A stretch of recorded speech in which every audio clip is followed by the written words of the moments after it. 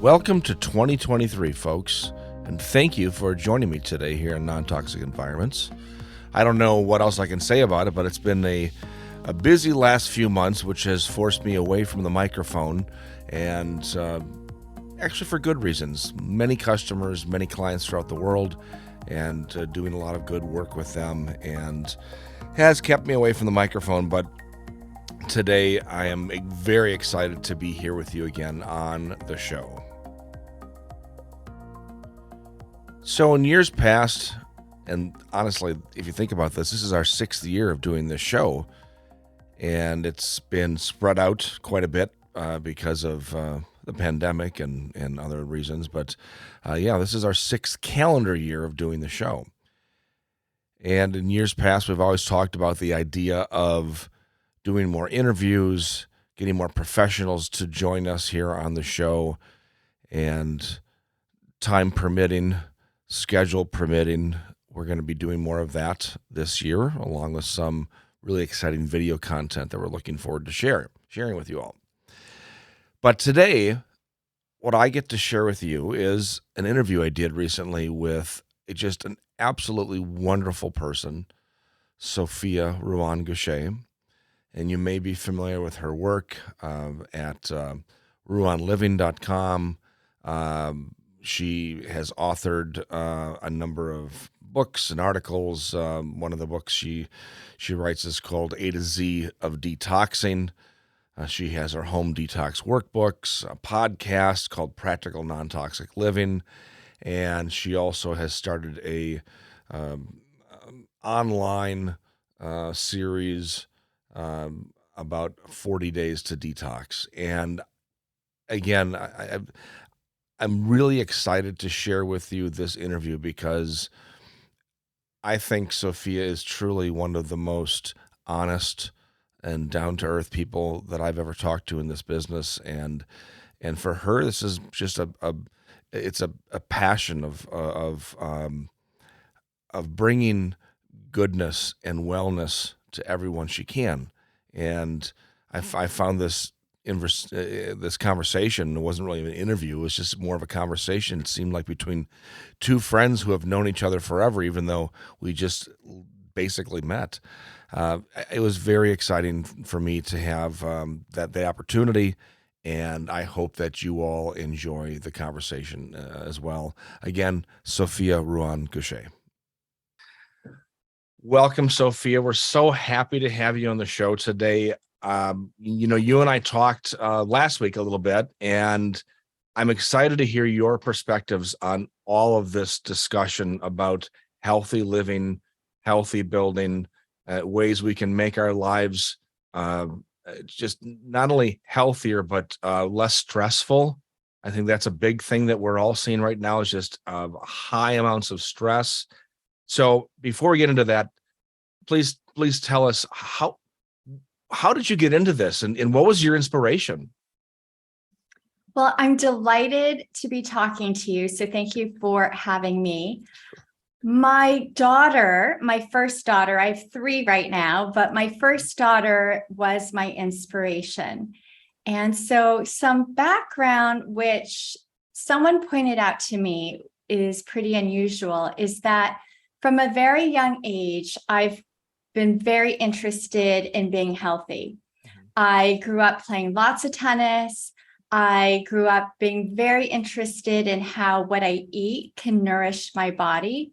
So I was very mindful from as early as like 4th grade, how antioxidants in the berries and the fruits can serve my eye health or my heart health and fight colds and flus. And so I grew up being as healthy as I knew how to be. And in the 80s and 90s, it was mostly diet and exercise. Mm-hmm. And so when I became pregnant, my first daughter was born in 2007. I was 34 years old. But while I was pregnant, I was even more vigilant about how what I ate and also my exercise could help my developing daughter inside my belly. So I had this pregnancy book that each week would tell me what was developing in my daughter. And I would try and eat things that would nourish her development. So when it came to the week of her brain developing more, then even though the brain was always developing, but when it was highlighted in the book, I would then eat more salmon and healthy oils. And so I was that person. Mm-hmm. And when I learned after she was born, when she was just a few weeks old, that I had completely overlooked the chemicals and heavy metals and things that I buy for my home and our diet, it was really, really upsetting because I worked so hard to give her the healthiest foundation possible. And it was also frustrating to read science on the subject and read studies that, for example, found 287 industrial chemicals in cord blood of newborns. To not know that sooner and have my physicians, who I really respect, be not informed on the topic was very, very stressful. I spent years just trying to make sure I had a reasonable level of concern and was just trying to figure out a practical approach. I wasn't trying to be perfect, but it was very alarming to learn in a piecemeal way, just when something was in the news. And I usually read about this late at night, like after 11 p.m., because I had a demanding job outside the home. And I ended up feeling like this must be happening to me for a reason. I'm supposed to do something with this information. A really well-intentioned mom like myself, who's so health conscious, shouldn't have to work this hard to learn about this very important pillar of health. And so I decided to create a book out of what I wish I knew sooner so that I could give it to a younger version of myself, knowing that there are other people in my position who would want to know, because not everyone wants to know, and I never have wanted to impose it on anyone. But for anyone who would like to learn, it should be easier than it was for me. Wow, that is something. And if folks will certainly put this in the show notes, we'll put links to the book and so forth. You've got to read it. But what's remarkable for me is you are years ahead of what we have now. Is a lot of these what I call mommy bloggers online that are essentially trying to piece together a lot of the same things that you did a decade or more before. And I find this information that you share to be still eye-opening, because again, I can go into my doctor's office, and while I'm not going to become pregnant, I am going to develop issues over my lifetime, and I still don't think these are things that they teach young doctors about the environmental pollutants, the pollutants in things you eat. Matter of fact, I find this issue getting worse. But again, you're so far ahead of the curve. I mean, people tell me that all the time. I started in the early 90s, but when it comes to the information that you're providing, again, way ahead of the curve on this. Well, you probably started before me, and many before me. Yes, but I'm all about building materials. I'm kind of a nuts and bolts kind of guy. I can tell you how to put together a house, but once you're in the house, and then and more importantly, once you're trying to have a family, or you do have a family, I mean, the information you're sharing is invaluable. I think so. And I think my background before this current quote unquote career in health and wellness, my prior background maybe is why I saw the developing trends. So before I decided to focus on spreading public awareness on this overlooked pillar of health, I worked in distressed investing. So on behalf of institutional investors, I focused on distress situation with imperfect information. And my job was to dive into a new situation. Like, let's say there's a bankrupt multifamily apartment complex in Dallas, and there's a $300 million loan on it, and there are no good records on rents and expenses and tenants. My job was just to dive in, learn everything I could to identify value creation opportunities. And so it was a lot of research and talking to people, and essentially, after learning the best information I could, applying my instincts and assessing risk rewards. And I just applied those skill sets to this area. Okay. There was enough really strong science from reports like the United Nations, the European Environmental Agency, and other authoritative organizations that made me feel like I can't ignore this topic. I have to learn more, because what I'm reading about right now affects the products my daughter is using tomorrow. Right. And it was interesting to me that as such a health conscious person, I didn't really realize that products I put on my skin, like lotions or clothes that I wear or sofas that I sit on, I didn't realize that the chemicals on those products or in those products would enter my bloodstream and could even enter something like the placenta. So I think for all those other people who would want to know, I just wanted them to learn in a way that wasn't as alarming and stressful as it was for me. Oh, for sure. I mean, that's it.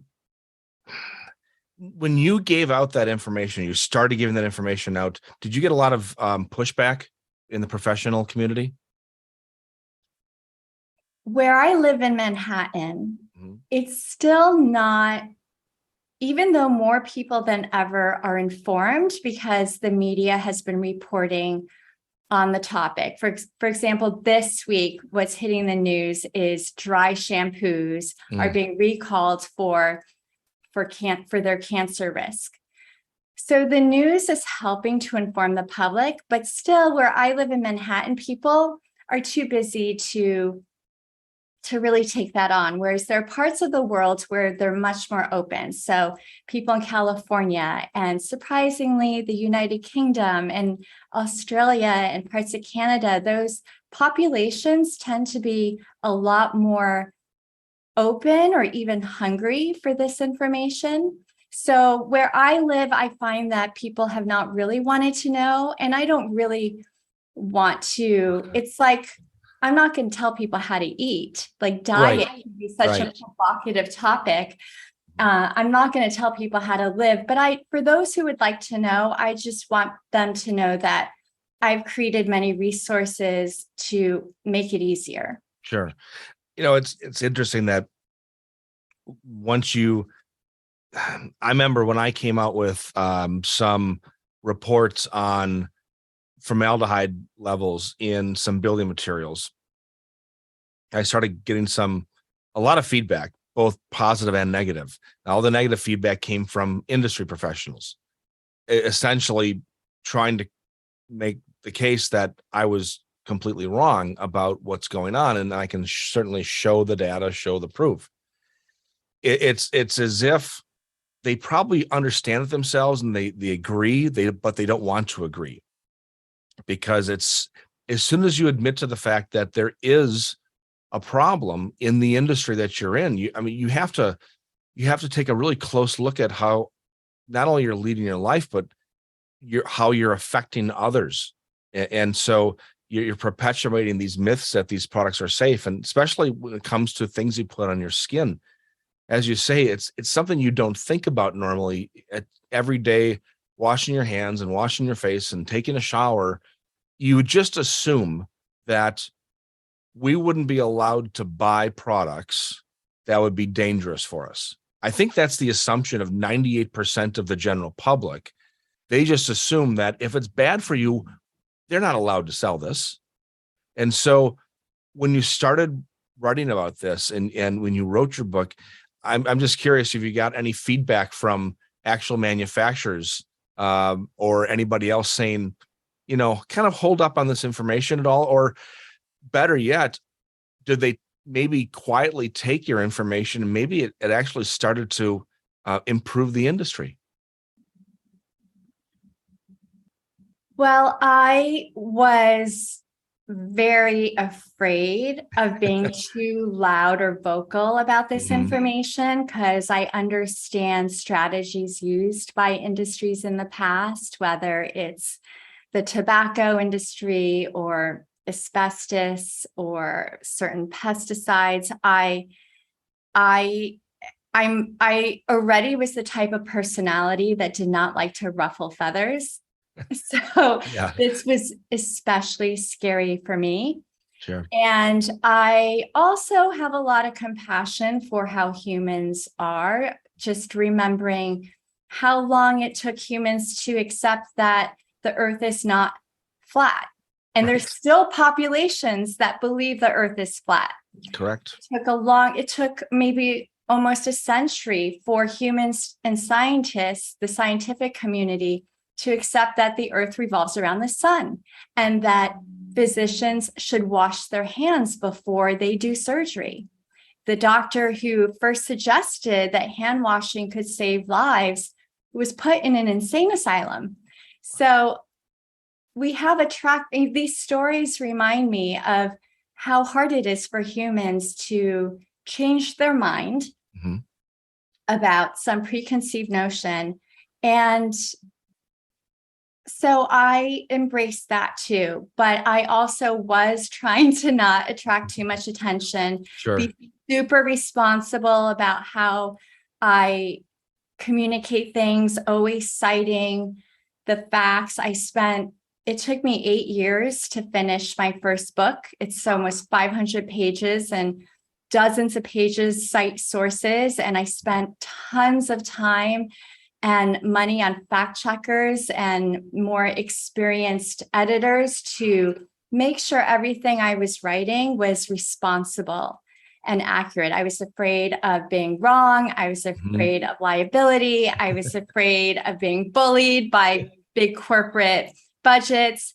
And I just wanted to feel like I was really speaking based on facts. Wow.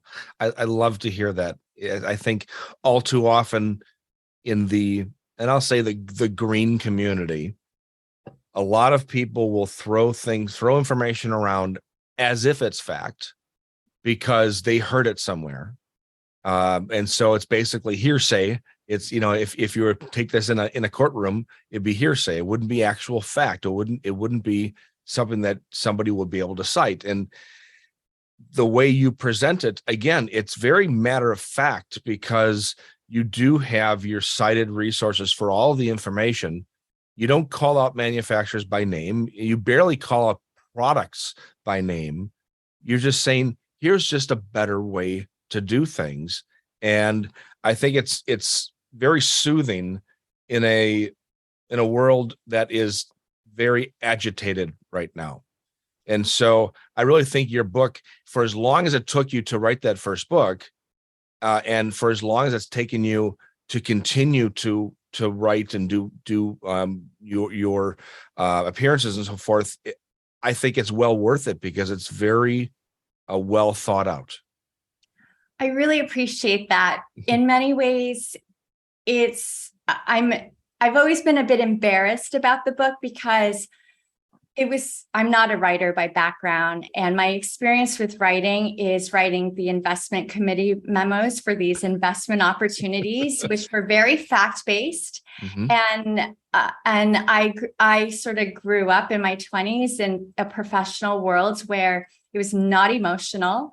And I just had in mind the mom who maybe had a sick child. And I wanted to be so respectful of any personal issues that I wasn't in. I just want to be thoughtful. And I definitely have been raised to operate as if you have nothing nice to say, then don't say anything at all. Mhm. And and so I try and not name products in a negative way or brands. A lot of parties involved either don't know any better or they do and they'll hopefully modernize their ways, but Mhm.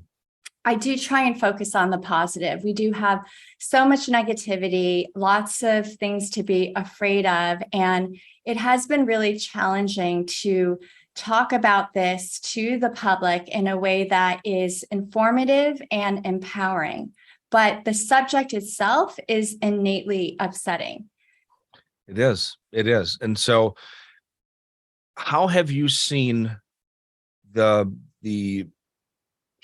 a shift, or have you seen a shift in the mindset of folks now as we're coming out of this worldwide pandemic?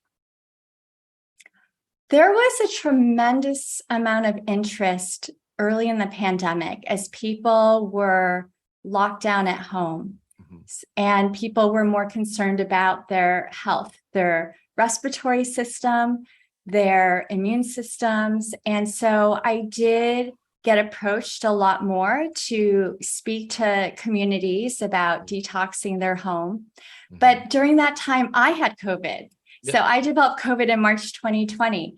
But during that time when I had limited energy and unpredictable energy, I also felt very compelled to do whatever I could to help others. And so during that time, I ended up creating 2 workbooks that could help a lot of people. And one is called Home Detox Workbook, and it supplements an online program I have, which together they're really in response to a common reaction of non-toxic living, organic eating. That's really just for the privileged. It's too expensive. Ah, And a part of me would always scream inside, no, there's so much you can do that everyone should do that doesn't cost anything. mhm. So this workbook and this online program highlights so many just healthy habits to improve indoor air, dust, hands, sleep area, and water. And the 2 areas that I did feel bad might lead someone to realize they should invest a lot of money is air purification and water filtration. But the second workbook I created was on the electromagnetic fields generated from our wired and wireless technologies. And the workbooks organizes checklists of things that don't really cost anything. I think nothing costs that much. It's really just about mindfulness of how to use your technology and the different wireless emissions that you can turn off when you don't need them. And so it really informs someone how to reduce their exposures to the radiation from their technology while not minimizing joy or disconnecting from the real world. The messaging is not that technology is bad, you should have nothing to do with it. It's just increasing mindfulness. And a great area to focus on is the bedroom. And Andy, you talked about this on my podcast that we recorded last week, but just investing in making your bedroom or wherever your sleep area is into the most restorative place you can will do wonders. And so also reducing the radiation from technology around your sleep area can just help support your body's natural resiliency. You are 100% right there. You know, with the consulting that I do on the building side, inevitably it comes down to electromagnetic fields, radiation from cell towers, so forth. And as you say, I always promote the bedroom needs to be the safest room in the home. And there's really not much you need to do from a cost standpoint. Most of the things that you can do are essentially, unplugging devices. Certainly if you have, you're living in Manhattan, so it's almost impossible to get away from that completely because of where you are. But you can do things like different fabrics and different coatings and so forth if you need to block those items. You brought up something just before in that, saying how there are some things when you're trying to live in a healthier home, healthier space, that for the most part, you don't need to spend money to do that. which is why, your guides are so perfect for this. Water purification and air purification, I think we've realized as a society that transcends just, healthy building. That's almost just common sense now, is air purification and water purification. It's kind of like energy efficiency, right? Nobody goes into a big box store if they need to buy a new furnace or a new clothes washer. They don't go into a Home Depot or Lowe's and ask for the least efficient appliance they have. They understand energy efficiency means I'm going to spend less every month in my energy bill. And air and water purification, I think, are just kind of at that level. So even when you're trying to build a healthy home or live in a healthy space, adding air and water purification actually should be like steps you've already done.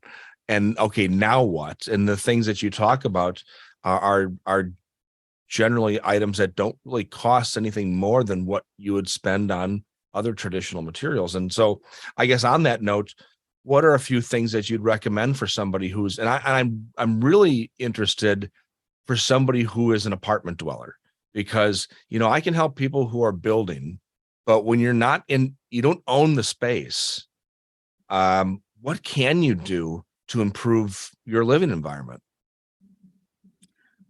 A few things that are top of mind COVID actually helped promote a lot of the tips that I was promoting before COVID, Okay. like having a no shoes policy at home.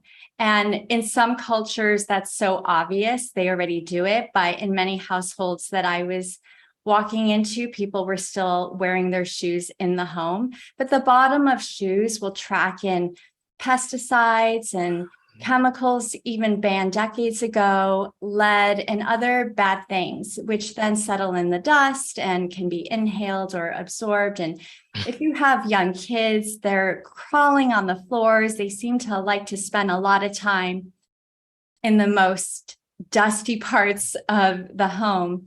So COVID helped that. People became more mindful of leaving shoes at the door, not wearing them inside, because the virus could maybe come in through the bottom of the shoes, but also washing hands often, definitely before you eat. And also cracking open your windows when outdoor air quality is good. It took me too long to realize that indoor air quality tends to be at least 2 to 5 times more polluted than outdoor air, even in a city like New York City. And so when, just letting your home breathe when outdoor air quality is good, that is also a great thing to do. Definitely ventilating when there are certain activities going on, like when you're cooking, or if you took a shower, or if you're cleaning. Just think about the fact that most things in your home off gas, and they're often trapped in your home unless they have an escape route. So just provide the fresh air exchange when outdoor air quality is good. In terms of, an obvious area to start with is cleaning products. So a lot of people start with me with their cleaning products. So that's an easy way to start improving your indoor air quality.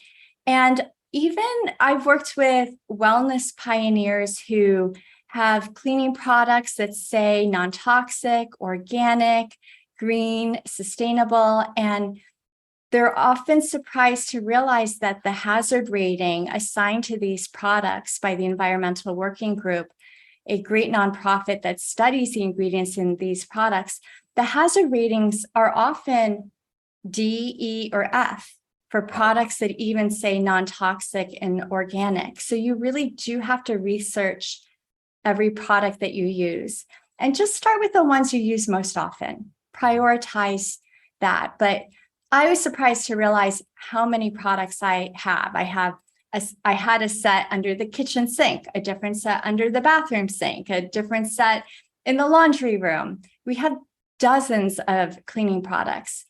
In terms of EMFs, with apartments, I think 2 things that stand out are that I mean, I guess nowadays fewer people have cordless phones, but there are baby monitors that are wireless, and there are a lot more wireless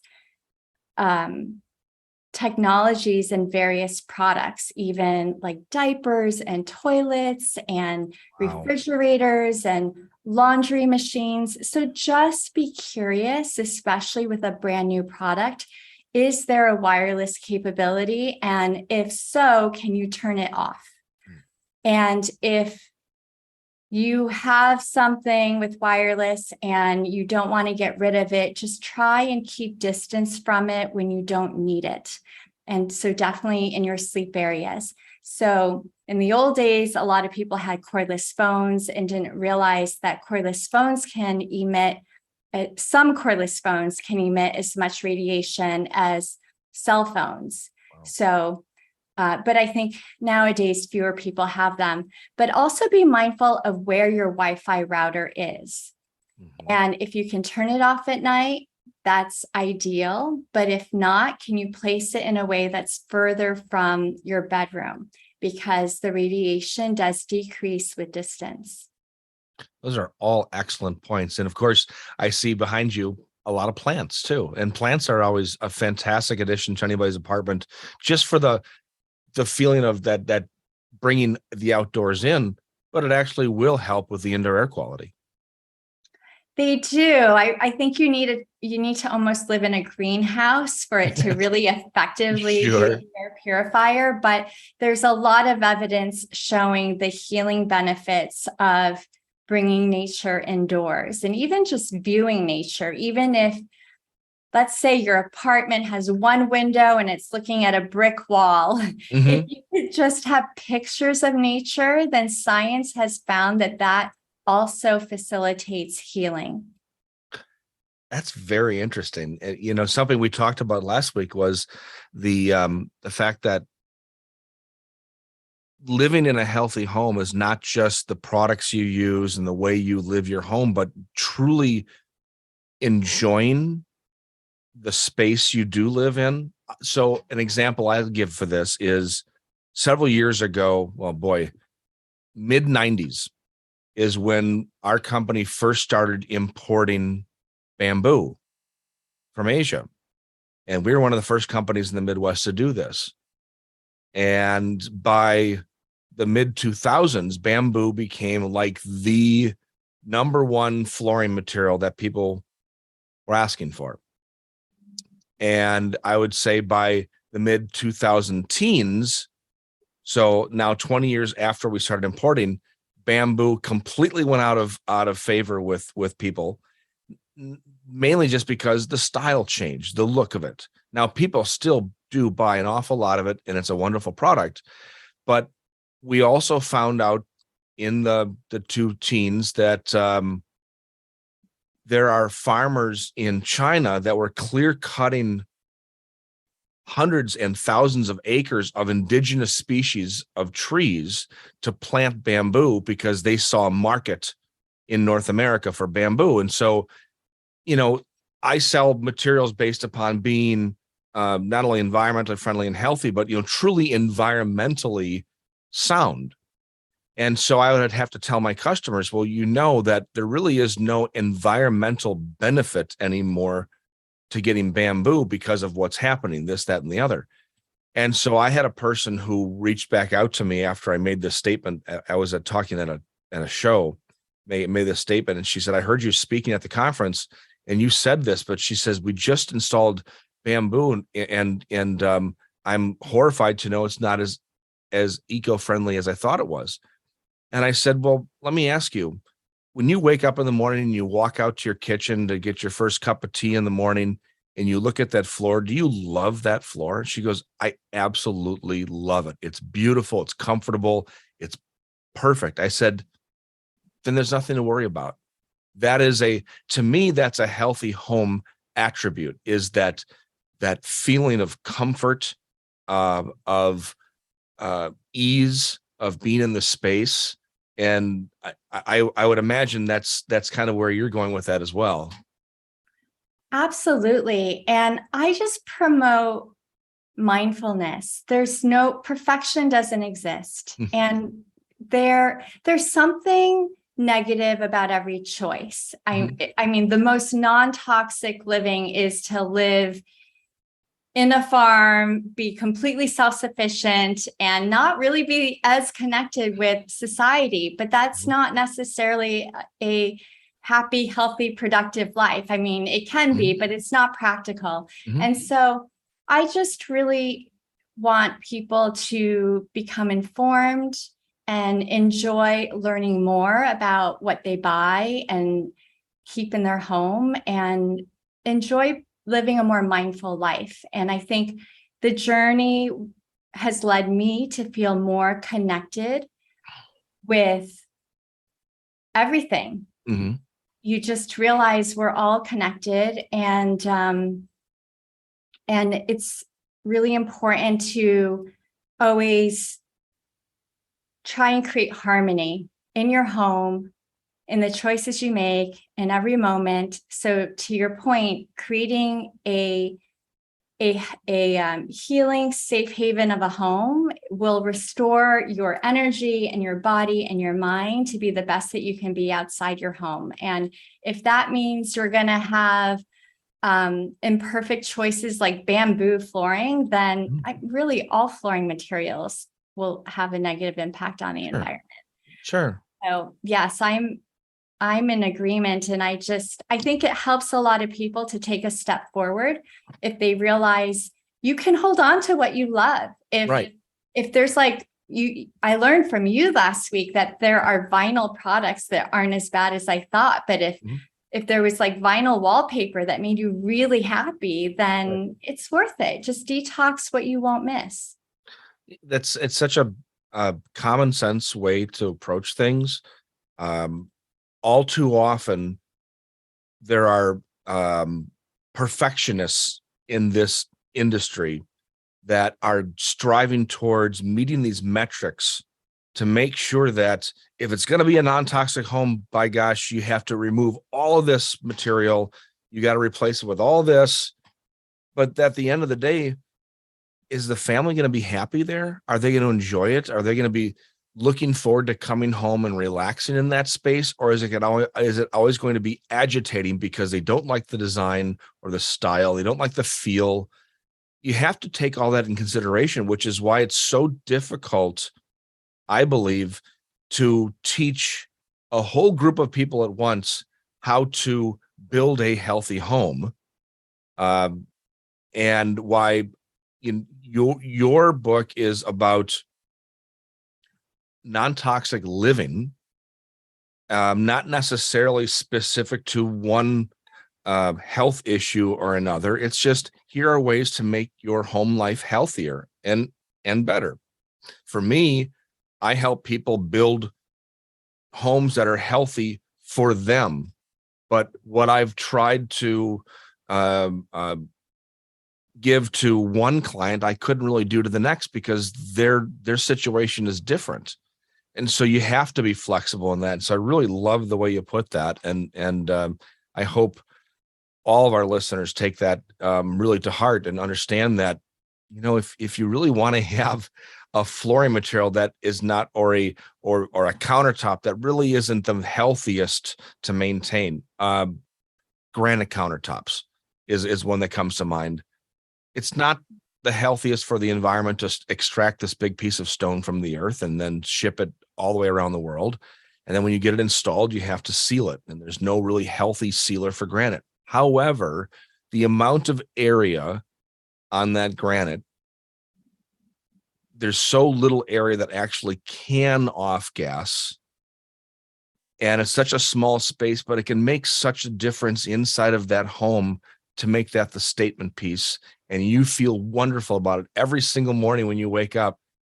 I'm for that. I think you have to do things like that because, what is life then? Is it making horrible choices? No, you want to make good choices. I have to be honest, though. I started out trying to be perfect. Yeah, yes. And when I was learning about this topic, as you have children and your family grows, your real estate evolves to keep up with your growing family. So in the city, we're going through a gut renovation to adapt for our growing family. We ended up building a house, a country house outside the city from vacant land. And so I had to dive deep into building materials and interior furnishings while having infants and puppies and working on this book. But I wanted to do everything based on the research that I had come across. And so, for example, I read solid wood floors was the most non-toxic choice. I wasn't even thinking about what was environmentally friendly, but I was focused on low toxicity. And nothing I read told me how expensive that is. And that it also reacts differently to humidity and dryness. And then it'll expand and then it'll crack when it gets dry. And there's just these other issues that practically speaking, a decision maker should be more aware of. And so I've grown to appreciate the benefits of engineered wood for a variety of reasons. And so I wish I met you all those years ago when we were renovating and building, because to be able to have you as a resource to talk through how to prioritize your budget to create a mindful home is so invaluable. Well, that's very nice of you to say, and very flattering. I see, and vice versa. If I would have met you years ago, I probably wouldn't be so direct with some people about my recommendations. I'd probably learn to soften up my approach because sugar goes farther than salt, and I have a tendency to be one of these people that I have to be direct sometimes. Most of the time, I deal with a lot of clients who have severe chemical sensitivities, that have severe health issues at home. One thing we haven't even touched on is the whole mold situation. And that might be a topic for the next discussion you and I have, because a lot of times during my consulting appointments, I have to stop the conversation and say, you have to, and basically it's almost like telling the customer, all right, sit down, listen to what I'm saying right now, because you are trying to make something work that's not going to work.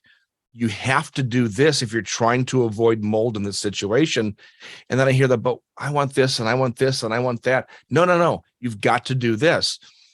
And I need more of the Sophia way in my life to say, all right, well, if we do this, then we can do that over here and maybe soften this up a little bit. And so I expect that you and I will probably have many more conversations in the future, because I think your approach and my approach could somehow marry together, and where we can make like a very informative, specific manufacturers and materials, but in a way that doesn't sound so grumpy coming from a guy like me. So I don't know. I think if you're talking to people with serious health issues, being direct is serving them best.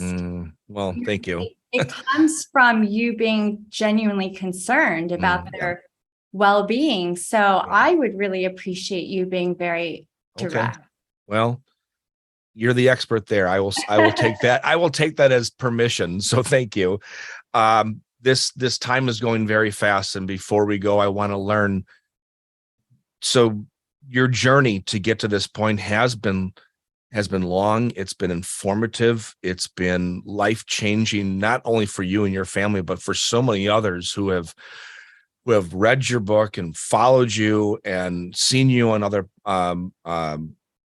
shows and so forth. What do you think is what does the future hold for you?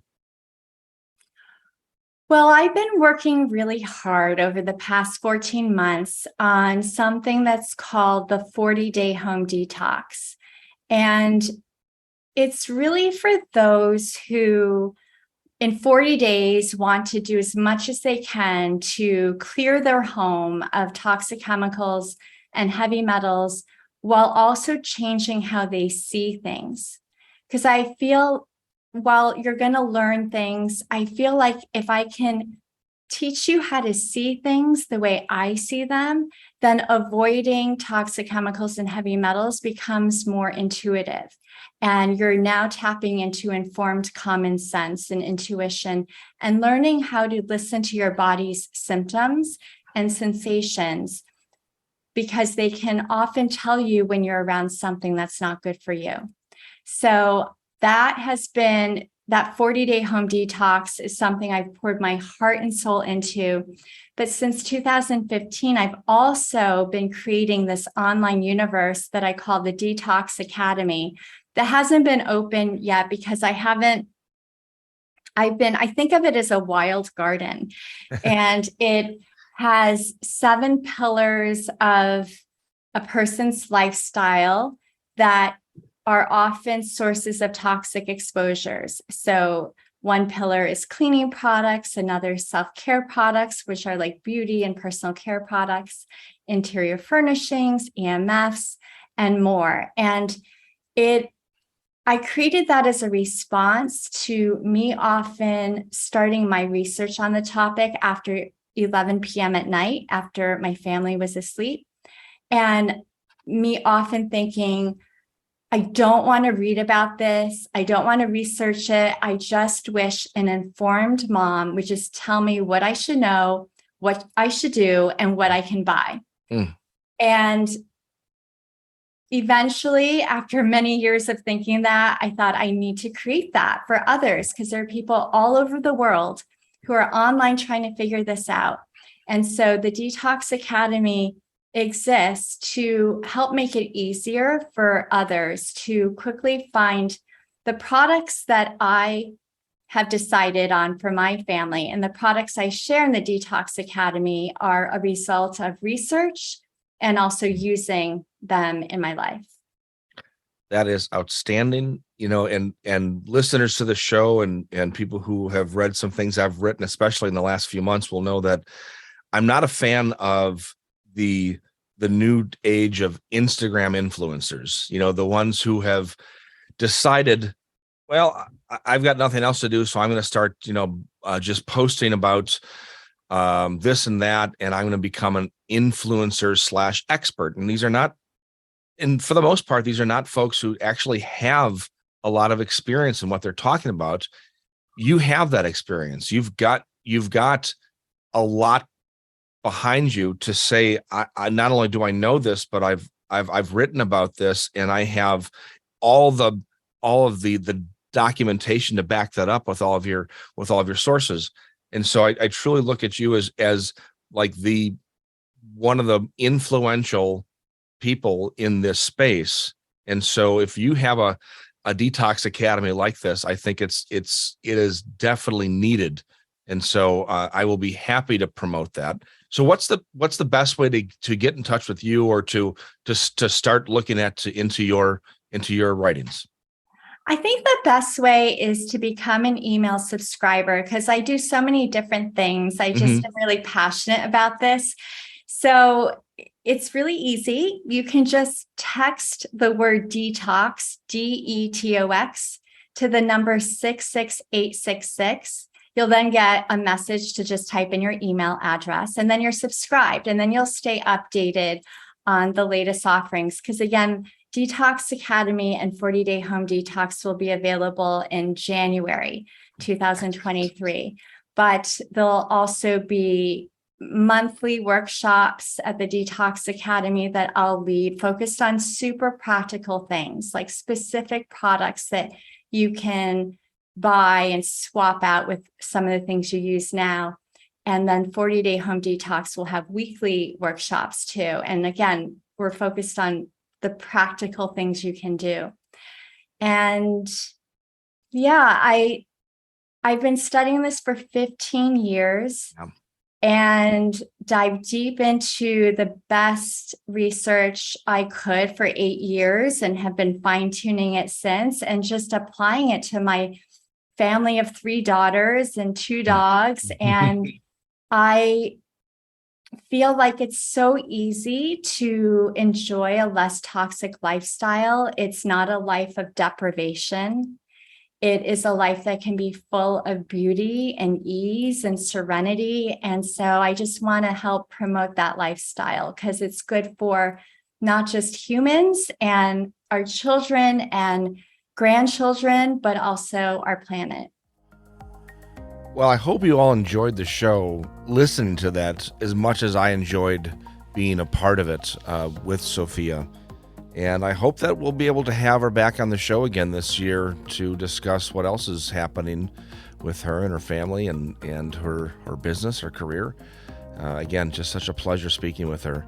And folks, I appreciate all of the support over the last now 6 years of doing the show, Non-Toxic Environments, as well as support from customers, clients of Green Design Center, my consulting, and of course, family and friends who don't get enough thank you from me publicly because of all the support I get from everybody around me. I'm able to do things like this, and I'm just eternally grateful for that. So I hope 2023 is an absolutely wonderful year for all of you. I think it's shaping up to be a fantastic year here at the Green Design Center and Non-Toxic Environments. So many new projects to discuss, so many new opportunities. I think you all are going to enjoy the content coming from that. And with that, please do us all a favor. And I say, when I talk about me and us, I talk about my co-host, Jay Watts, who is not with us this week, but hopefully he'll be back on the show soon. Please do us a favor and go to iTunes and hit subscribe, or wherever you listen to podcasts, and hit subscribe. And we also appreciate any kind words you can pass along in the reviews, and that helps other people find the show and start to listen as well. You know, so many folks have found the show because of recommendations that have been written and wonderful reviews written about us. And I get notes back from these new listeners saying that they've binged 50 to 100 podcasts of ours in the last couple of weeks, and they just can't get enough. So please pass it along to folks, and again, appreciate those kind words. All right, folks, have a wonderful new year. We'll talk to you soon.